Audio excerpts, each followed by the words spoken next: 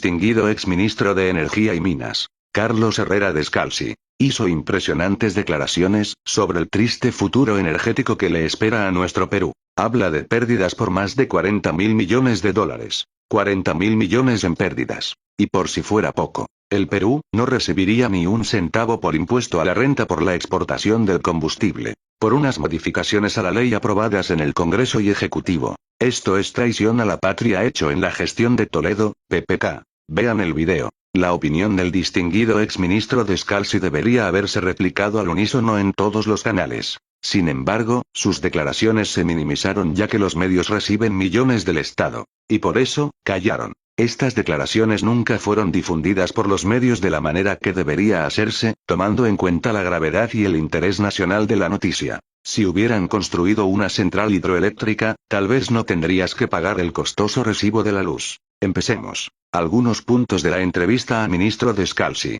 ¿Por qué se modificó el contrato de Camisea? La modificación del contrato de Camisea es parte de la historia turbia y corrupta del Perú. ¿Por qué? El contrato de Camisea fue tratado por un grupo de profesionales que dejaron un marco legal adecuado.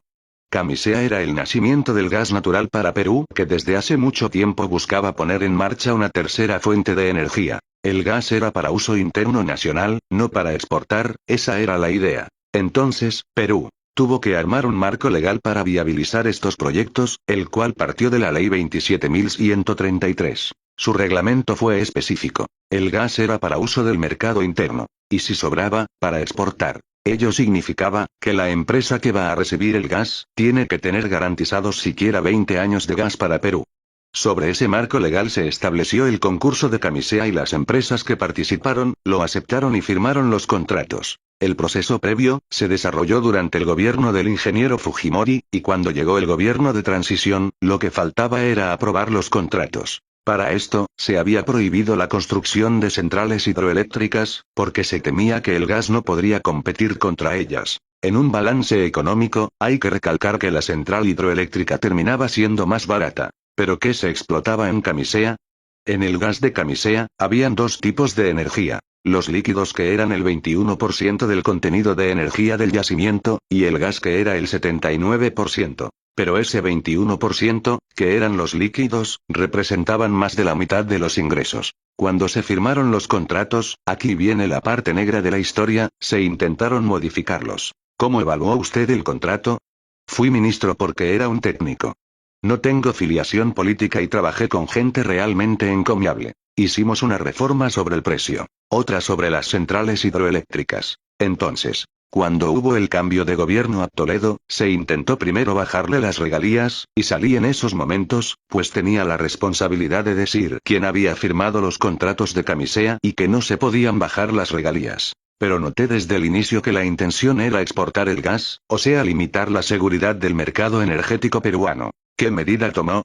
Me acuerdo que el 2002 o 2003, cuando hubo el intento de cambiar el reglamento de la Ley 27.133, envió una carta extensa al ministro de Energía y Minas, diciéndole por qué no podía o no debía cambiar el reglamento. No lo cambió. Pero esperó unos meses, vino un nuevo ministro y el nuevo ministro, recién llegado y antes de que conociera bien el término, firmó el reglamento. El doctor Fleury fue quien desgraciadamente firmó el documento. 6 meses después volvió su antecesor y siguió con el camino. ¿Qué modificación específica le hicieron al reglamento? La esencia del tema es que el marco legal que existía decía, ¿usted quiere exportar gas? Puede hacerlo, pero encuentre. Se cambió la prioridad del mercado interno. O sea, ponga su dinero, ponga dinero de riesgo, explore, encuentre gas y si llega a tener una cantidad de gas suficientemente grande, que asegure 20 años para el mercado interno, y que todavía tiene excedentes, esos excedentes los puede exportar. La exportación no podía comenzar el 2004, tenían que pasar siquiera 5 años, para abastecer el mercado interno por 20 años. Pero ahí recuperaba la mitad de los ingresos, por lo que tenía que pasar otros 20 años, o sea tendría que haber gas para 40 años. Si uno hacía los cálculos y se daba cuenta que las reservas de Camisea cubrían ese horizonte. Sin embargo, el equipo de gente interesado en la exportación no quería invertir dinero en explorar, quería llevarse lo que había en Camisea, querían explotar Camisea y lo que hicieron fue contarles un cuento a los políticos, que les encantó creer. Tanto en el régimen anterior, como el actual, tienen la misma responsabilidad. Comenzaron a salir personas que hablaban al respecto y la prensa peruana presentaba como expertos a personas cuya profesión era derecho. Me acuerdo de un señor que salió a hablar de geología y que no conoce nada del tema ni está moralmente autorizado para tocarlo. Eran lobistas que metían la idea en la opinión pública a través de los medios, de que había grandes cantidades de gas. Y la prensa peruana maximizaba esa voz. Eran las reservas soñadas, especuladas, los datos no eran reales, y sobre eso, los gobiernos aceptaron ir modificando los contratos. Sin oposición alguna, se había engañado a la opinión pública. El ministro Pedro Sánchez cita las cifras en esos años y la terrible conclusión a la que llegó es que cuando en el 2005 se emitió el Decreto Supremo 050 de ese año, que permitió la modificación del contrato de Camisea, las reservas probadas no alcanzaban para el mercado interno ni para la exportación. Se mintió subvaluando las necesidades del mercado interno. Veo allí responsabilidades terribles y no veo por qué el Poder Judicial no actúa, por qué los procuradores no actúan sobre ese caso. ¿Por qué el procurador debe hacer la denuncia? Pues por falsear las cifras.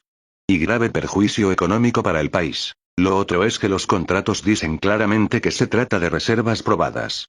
El ministro, Pedro Sánchez, declara que las reservas probadas han sido mucho menores que las que se decía que había y el gobierno ha aceptado los contratos de exportación, diciendo que habían reservas mucho más grandes.